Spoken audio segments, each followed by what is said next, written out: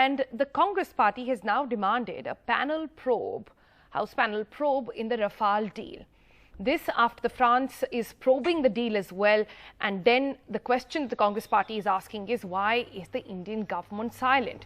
Now, the Rafale deal, which was worth 570 crore, was finalized for 1670 crore. Well, this is the claim that the Congress party is making at this point, also asking for a joint panel probe on this matter. Rafale पर कांग्रेस एक बार फिर से मुखर है और हमारे साथ पवन खेड़ा हैं। ये जो फ्रांस में जांच की बात की गई है, आप लोग फिर से उत्साहित हो गए हैं रफाल मुद्दे पर, जबकि इस पर आप लोग कोर्ट में भी और जनता की अदालत में भी मुक्ति खा चुके हैं।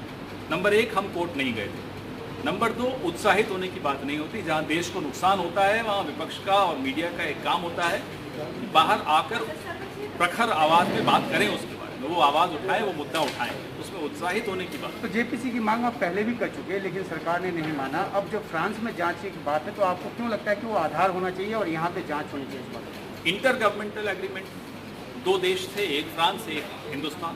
फ्रांस जिसको कि राफेल डील से लाभ हुआ है, आर्थिक लाभ हुआ है और आरोप है कि ज्यादा लाभ हो गया, उसने तो जांच बैठा ली।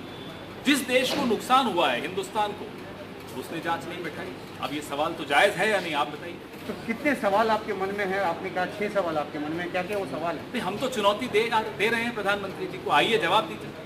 आपसे नहीं बात करना चाहते, किसी और से करिए। आप हमें बताइए कि 126 विमान खरीदने थे, उनको घटाकर 36 क्यों किया गया?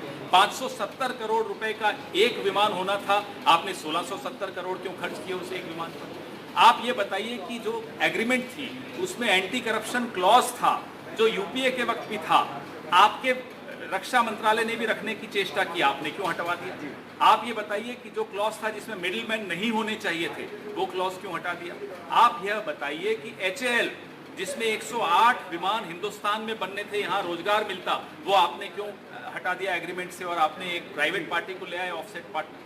ये तमाम सवाल हैं जिसके उत्तर चाहिए। एक आखिरी सवाल की, राहुल गांधी ने एक ट्वीट किया है दाढ़ी में तिनका और एक इंस्टाग्राम पे फोटो डाला है। बीजेपी कह रही है कि ये जो है वो एक व्यक्तिगत हमला है और इस तरह का नहीं होना चाहिए। राफेल डील में जो भ्रष्टाचार हुआ है वह भी व्यक्तिगत है। एक व्यक्ति ने जाकर वह डील की, हम तो उस व्यक्ति से सवाल पूछ रहे हैं, वो ज्यादा गंभीर सवाल हैं। दाढ़ी में फोटो कैसी थी, दाढ़ी में राफेल था या नहीं, ये मायने नहीं रखता।